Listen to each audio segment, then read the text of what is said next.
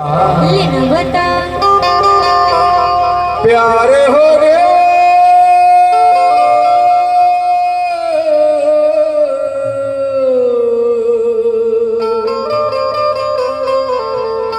प्यारे हो गए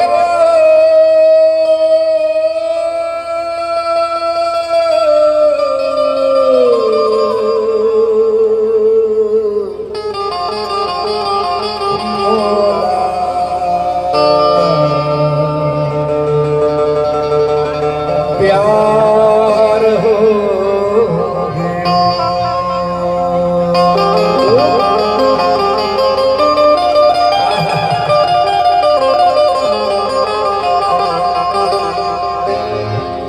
बगल वाली लड़की से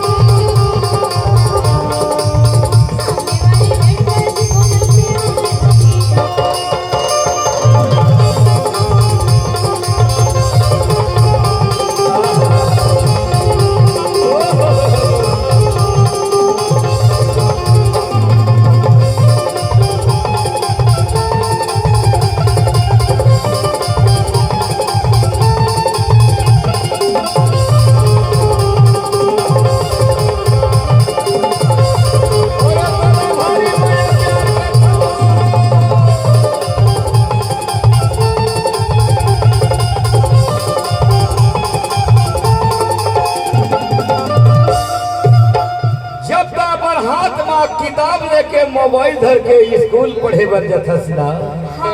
तो पीछू पीछू आता हो ईमान से जब अपन हाथ में किताब धर के मोबाइल लेके स्कूल पढ़े बर जथस ना तोर पीछू पीछू आता हो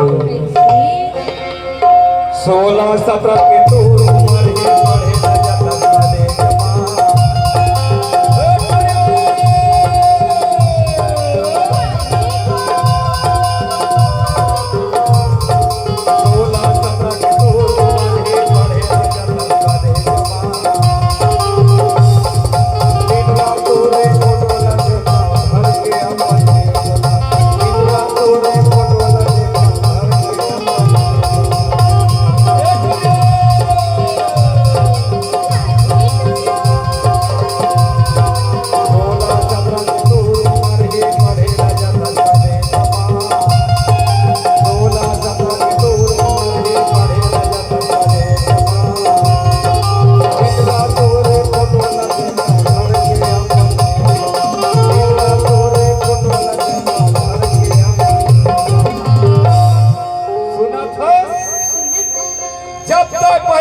छोट कर रहे ना ये लसुना गांव के रास्ता में भारावाटी चकर बिल्ली खेलत रहे सूरता धरे हसो कि भुला गए हस अरे पहली दहाना दाने रहे वो